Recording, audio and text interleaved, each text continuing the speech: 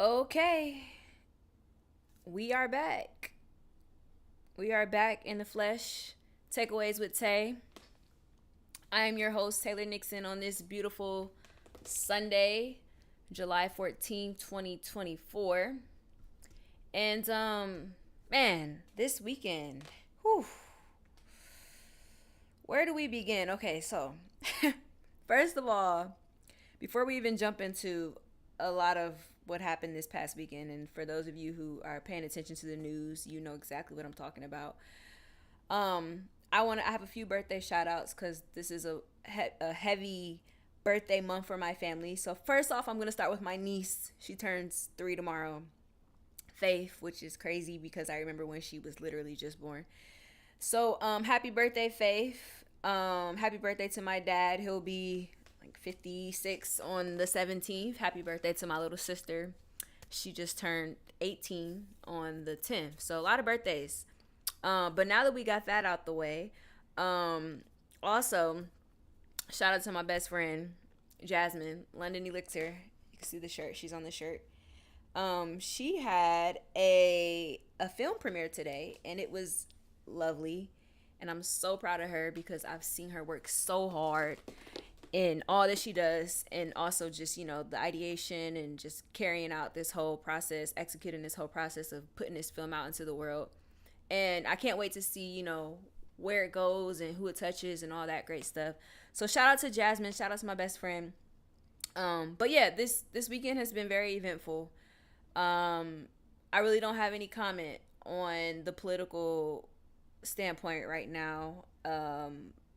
My only thing is that I think as a people, we have to continue to stay informed and stay aware of what's going on in our world so that we can prepare for it. Because we're definitely in unprecedented times. And, with that, we have to make sure that our things are in order because the world is going to be the world at the end of the day. But okay, so all that aside, our book for today or for this week is called Man's Search for Meaning, and it's by Viktor E. Frankl. And he was an Austrian neurologist, psychiatrist, and Holocaust survivor. Now, this is what I love so much about books and reading books, right? A psychiatrist is one thing, a neurologist is one thing, but those are things that we can all strive to be like currently right now in this state of our lives. If we want to go to school for neurology, we can do that. If we want to go to school for psychiatry, we can do that. But something that I don't think anyone would willingly want to be is a Holocaust survivor. And so that's what makes today's book or this week's book so powerful, in my opinion. And this is what I love about reading is because, I would never, ever, like in my life, want to be in a concentration camp. And I'm sure that anybody watching this would never want that for themselves as well. But there are people who have endured that and have lived to tell the story. And so I'm grateful for people like Victor because he was able to not only survive the Holocaust, but then put his experience into writing so that someone like myself and you could benefit from it. So today is special. And, just for anyone who might need a refresher on what those concentration camps look like during that time, they were overcrowded, unsanitary. I mean, the people that were in them suffered from malnutrition, extreme physical labor, forced labor, exhaustion. They were used as like guinea pigs for medical treatments, anything experimentation. A lot of them had suffered wounds, being out in all these harsh conditions and didn't get the proper treatment. So they had different diseases that were being passed to one another, different conditions, physical conditions and all that. And then, some people were put into gas chambers. I mean, the stuff that these people went through was very, intense. And you have to really kind of put your mind, take it there as close as you can, but also in order to really understand, the intensity of such an experience, watching people literally die. You have to talk. The psychology, the psychological factors that played on the people who did survive these concentration camps. They faced so much, and I mean, let's just talk about seeing someone literally like go into a gas chamber and they're no more. So I say all that to say that we're going to learn so much from this author, because they were able to experience something that tremendous pain, tremendous turmoil, tremendous whatever, everything, anything, the harshest thing that you could think about, right? And they were able to live to tell the story. And so, once again, the title of today's episode is Man's Search for Meaning. And that's going to lead me into my first takeaway, which is that your life's meaning will dictate your suffering. So, with all this suffering that these people in these concentration camps endured, there was a common theme that Viktor, which is the author, that he recognized amongst the survivors. A lot of people didn't survive, let's just say that. But the ones who did survive, there was something amongst them that Viktor noticed, and it was that they all had determined or were able to find some type of meaning in their life. And that's why I said that your life's meaning will dictate your suffering, because in this world, in our life, we're not void of suffering. Life is not void of suffering. At some point, at some time, we are going to experience suffering. In order for life to even come into this world, there is suffering. There is labor. There is a woman's body, her wound is put into trauma so that she can bring forth this child. And even when the child gets there, them adjusting to this new atmosphere, this new environment, they're suffering there. And so anything that we are involved in, whether it be good or bad, there's suffering. And so the question is not, how do we avoid suffering? It's more, how do we choose our suffering? Right? So that's what I kind of got out of it, is that suffering is unavoidable. And when you have a why, you can bear almost any how. So it's like, if I am able to understand, or at least have some type of meaning to my life and to why it is that I'm going through what I'm going through, then I can almost get through anything, because I have a reason to live. And the book kind of suggests that if we don't have a reason to live, we live like let's say that our lives have no meaning, we feel like our lives are meaningless, it'll result in boredom, anger, aggression, depression, and addiction, which is what we see a lot of today. Is that a lot of people maybe have lost hope of what their life means to them, or they don't necessarily, they're living and they're just going through the day-to-day motions of what needs to happen for them to live, but they don't have any meaning. Their lives don't have a lot of meaning. And so the book suggests that when we don't have meaning, that's when the door opens up to other things to kind of just come over, take control of our lives, like aggression, depression, addiction, and all that. And so that leads me to my second takeaway, which is that life will test our personalities. And what I mean by that is that when we're in hardship, when we're in tough situations, difficult situations, and challenging circumstances, we have a choice. We always have a choice. And our choice can either be, we're going to figure out how to get through this, or we're going to succumb to whatever our circumstances are giving us and fall victim of it. And essentially, basically give in to whatever it is that's coming our way. And it's going to show us, like, hardships, challenging times is going to show us who we are. And we'll get to see, if we're paying attention, if we're being honest with ourselves, we'll get to see, like, I didn't know that I had that in me until I was in that position. And now I know that this is the way that I handle stress, right? Or, let's say you're in a situation and you've never been in that situation before. And, previously you've never thought about how you might have handled the situation. But anyways, you get in a situation and now you realize, like, when I'm in this situation, I do this. I tend to do this. I tend to think like this. I tend to respond this way. And it shows you, it's like a mirror. Circumstances and things like that happen to you are like a mirror for who you are, essentially, like what your character is at that point in time. I don't want to say who you are, because who you are can change, but it definitely shows you where your mind is at that moment in time, because it'll reveal what you had inside of you that you didn't know was there. And so it can be a good thing, but it can also be like a, if you find something that's there that you don't necessarily want to be there, or you're not necessarily proud of, then it can be something that you realize you have to work on.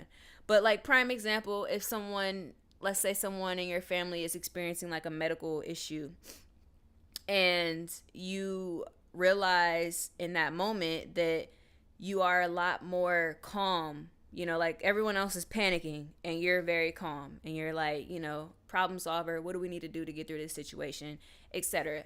So that's what I mean by, life will test your personality, and it'll give you circumstances and things to basically reveal to you who you are and who you say you are.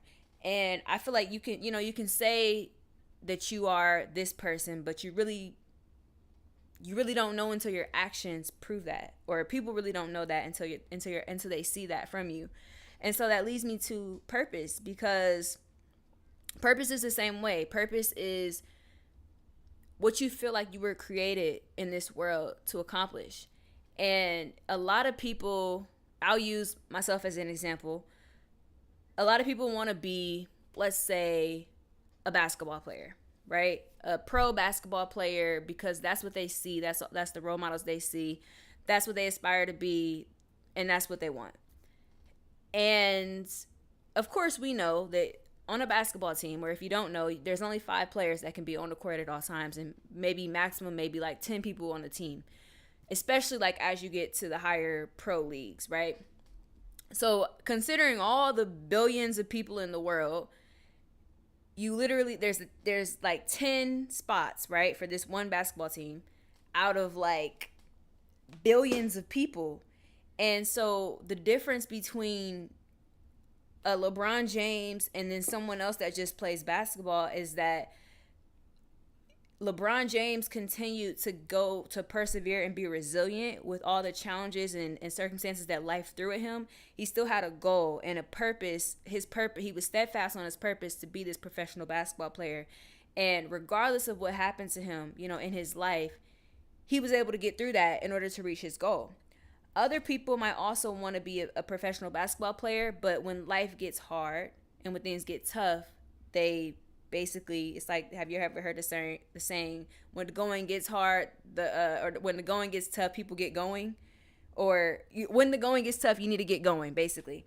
But some people, when the going gets tough, they're like, see ya, hasta la vista, like, this is not for me, and then they go do whatever they need to do so that life is not as hard for them. So yeah, your purpose is going to be revealed, because like circumstances, you said this is very relevant to me. Good, I'm glad, because I don't want to be talking to just, the wall. So I'm glad you're getting something from this. But yeah, life is like, when you have a purpose and you're strong, you're anchored in that purpose, no matter what comes your way, you're going to be able to get through it, because you're always remembering your why. Your life has meaning. Your purpose has meaning. What you're trying to accomplish is more important than how life is treating you at this moment and how you're going to get there. You might not have all the answers. You might not have all the resources. You might not have all the support. You might not have all the money. You might not even have all the time, but as long as you have a strong why, you'll figure it out. And that's another thing. Hardship reveals our character. So I have this like example of like the Lion King, and classic movie. You know, we're all familiar. We have Simba, Scar is like the villain here, and Mufasa, which is, you know, Simba's dad. And essentially, you know, Mufasa is the king, and Scar he envies Mufasa, and the whole time Scar is basically setting Mufasa up so that to this big stampede. He's setting him up so that he can kill him and Simba so that he can be the heir to the throne, because he wants to be the heir to the throne. And you know, in doing that, he is successful in killing Mufasa, but Simba, the baby now, is feeling like this is all his fault. And so he, you know, or Scar convinces Simba that his father's death is all his fault. And so Simba ends up running off into the forest and, you know, feeling all of these emotions, these strong emotions of like, can you imagine thinking that your father's death is your fault? Like all these emotions that Simba's feeling. And keep in mind, whole time Simba is destined for the throne. The whole time it's literally in his cards. He has no idea. It's just that the influences of other people in the world was able to get to him, and you know, the shame that he felt and the guilt that he felt for something that wasn't even his fault. It basically, you know, kind of deterred him from his purpose. So I say all that to say that with life, right? Because once Simba goes out into the forest, he finds the animals that basically teach him like Hakuna Matata, you know, like life means no worries, blah blah blah. He meets Nyla, and she convinces him to come back and save the town from Scar. And Simba eventually comes back, and then, you know, he becomes king. But with all that, right, life will always present us with challenges, and it's not about it's not about the challenge necessarily. It is more so about what is our why and how we're going to overcome that, how we're going to get through that. And notice that, you know, Simba couldn't just come back and it kind of took a push. You know, he had to have like friends and people in his corner to encourage him and to remind him of his purpose, of his role in this life. Because sometimes we can forget. A lot of times we forget what our role is in life. What do we want our life to mean, and what purpose looks like for us. And that's totally normal. You know, it's totally human to forget. But you know, sometimes you just need those pushes, those reminders. And hopefully this particular episode is that reminder for you, for anyone who's listening, who's watching, is that you are definitely, your life means something, and you're here for a reason. Because I mean, life in itself is a miracle. Getting here is a miracle. For you to even be conceived, it was you and millions of other sperms and things trying to impregnate the same egg, or trying to implant in the same egg. So just you being here is a prime example that you have a purpose, you have a meaning. And what that meaning is, what that purpose is, no one can tell you but you. No one can tell you what your purpose is. No one can tell you, give your life meaning, except for you. Because only you know what's unique about you. You know what you have to offer, and you know what you've been through that could potentially influence, impact, or guide, or that you could give to the world, that only you can give to the world, because you have those unique experiences and that unique situation. So it leads me all to basically saying, have something worth suffering for. If you don't know, you know, what you would want to suffer for, because you're going to suffer regardless. Life is full of suffering. But you want to choose your suffering, you know, if you can. And some things, you know, you're going to suffer just because it's out of your control. But the things that you can control, you know, if you're going to suffer, have a reason for that. Have a reason for suffering. So the last takeaway here is that your mind is either going to be your greatest ally or your biggest enemy. And I say that because when we're talking about the mind, right? I don't think we understand how powerful our minds are. And I think it's like something that, you know, we're born with, and it's like, you know, our hands and our eyes and our nose and our mouth. It's like we take advantage of it. We take advantage of the things that are just here because they're here. But I want to really help someone understand how powerful their mind is. Let me answer this question real quick. It says, how do you know when you should be struggling or when you shouldn't be? How do you know when you should be struggling or when you shouldn't be? I would say, I'm going to just go off of personal experience. I feel like if the struggle is meaningful and if you can see a light at the end of the tunnel. Like if you're struggling and you just feel like you're just struggling and you're just always like there is no end for you, like you're just in a struggle bus and that's it. I feel like that's the type of struggle where you almost have to ask yourself, okay, why am I struggling? Why am I suffering? Is this something that I can control? Is this something that I can mitigate, or is this just it? Because I feel like suffering is necessary, and if you have a why, just like what the author talks about, when you have a why, it can help you get through whatever it is that you're suffering with or struggling with. So hopefully that answers your question. Let me know if it doesn't, or if you have like a follow-up to that. But back to the mind, I want us to realize something about our minds.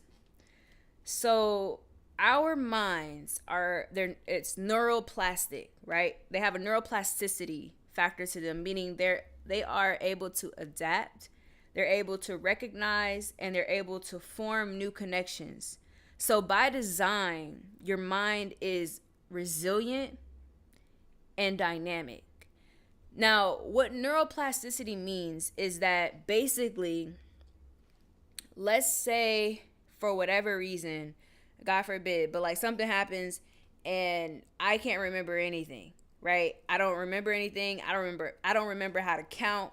I don't remember how to read. I can't tell you my name, nothing, right?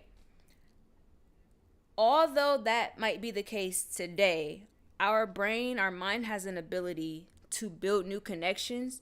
So through time, through practice, I can learn how to count again. I can learn how to read again.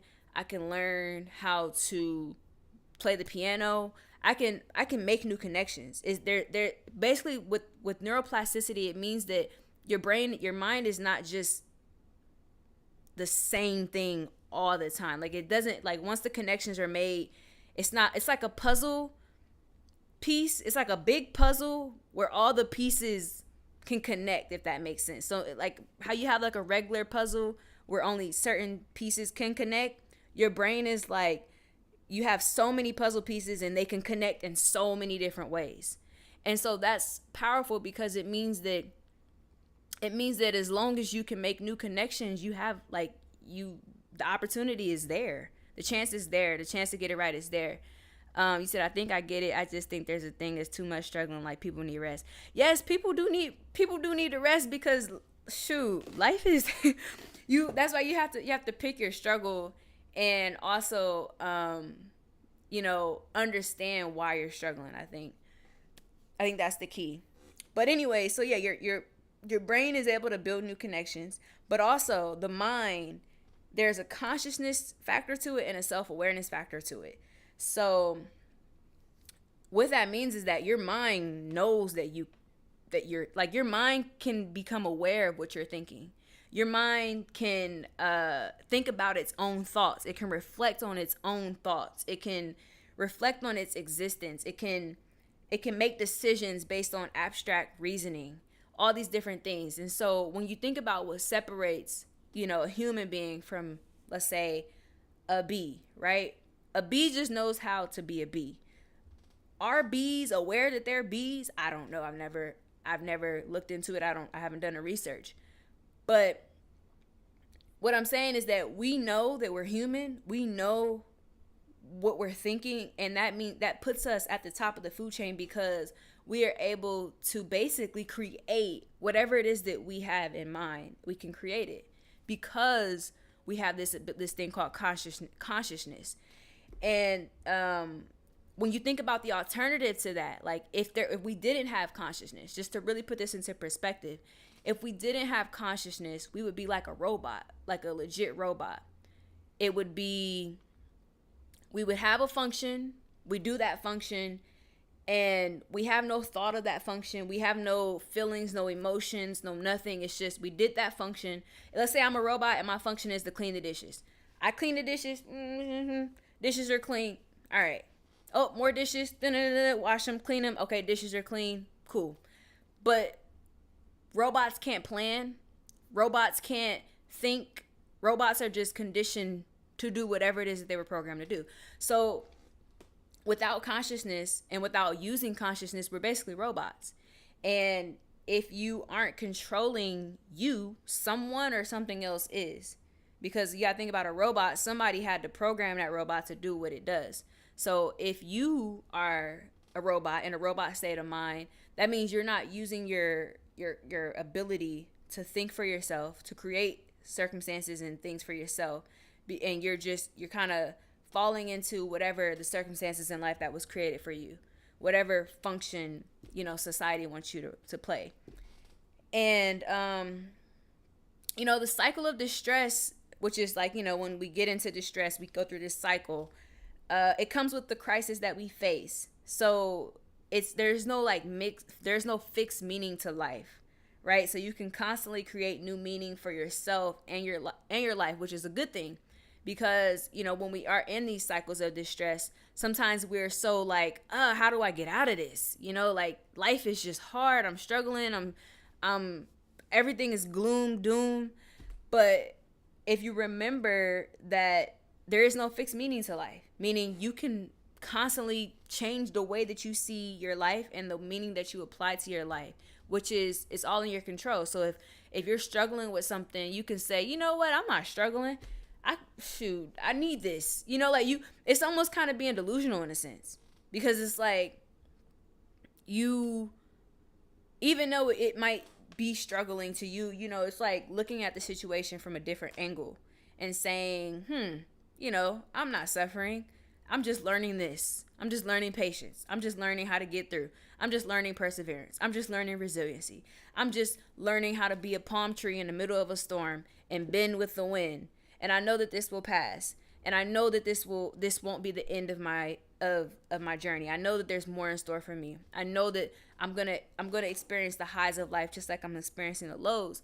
And when we have that mind state, we can pretty much apply meaning to almost anything that we're enduring and anything that we're going through. And share your distress with friends and family too, because life is hard, and I don't think anyone should try to do it by themselves or alone. And, I feel like those that love you and that care about you, they're going to willingly, like with two hands and a open heart, they're going to want to share whatever it is that is weighing on you. So like if something is bothering you, if you're struggling with something, definitely share that with someone. Be open with it. Be vulnerable, and tell them so that they can help you get through that. Some people have therapists, and if you can't afford a therapist, then a close friend. If you don't have a friend, maybe journal. If you don't like journaling, maybe read. If you don't like reading, there's like different pen pals online where you could be anonymous and you can just kind of talk about whatever it is that you're experiencing, and someone on the other end is listening and they're sharing, etc. But there's a lot of ways for you to vent about what it is that you're going through so that you can kind of gain clarity, because a lot of times we get clarity by just talking about what it is that we're going through. And so that brings me to my conclusion, which is that life means different things to different people. And, you know, what my life means is different from what your life might mean. And that all depends on circumstances, situation, and the meaning that we give to our lives. Some people can't see. Some people can't hear. Some people can't use their hands. Some people are physically impaired. Does that mean that their life has no meaning?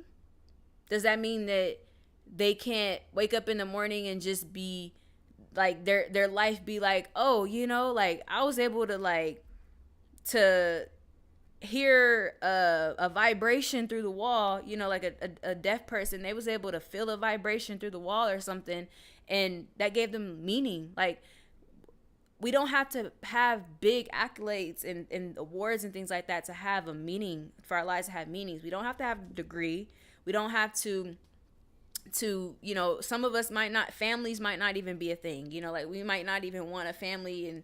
But if family is the meaning of your life, then, you know, hone that. But I'm just saying that there's so many different meanings that we can apply to our lives. And Viktor, going back to our author, Viktor, who was a Holocaust survivor, he was able to notice that. That was the biggest difference between the people that survived the concentration camps and the ones who didn't. It was that the ones who survived, right, they went through the same psychological trauma that the ones who didn't, who died. They went through the same harsh conditions, same unsanitary conditions, extreme physical labors, harsh weather exposure. They went through the same thing, right? But they were able to apply a meaning to life. They were able to say, you know what, I have someone at home that's waiting for me to get through this so that I can see them again. Or I have a child that they can't wait to hope for me to hug them. And so I have to get through this. I have to survive this. Or I have a book that I want to write, and I can't die until I write this book. Like, I absolutely cannot die until I write this book. So that was the difference between the ones who survived the concentration camps and that didn't. And all that to say, you know, there is no definite abstract meaning to life. It's only a relative, ever-changing one. So don't ask yourself, what is life? But instead, what is life for me? And that's how you start. What does life look like for you? What does life mean to you?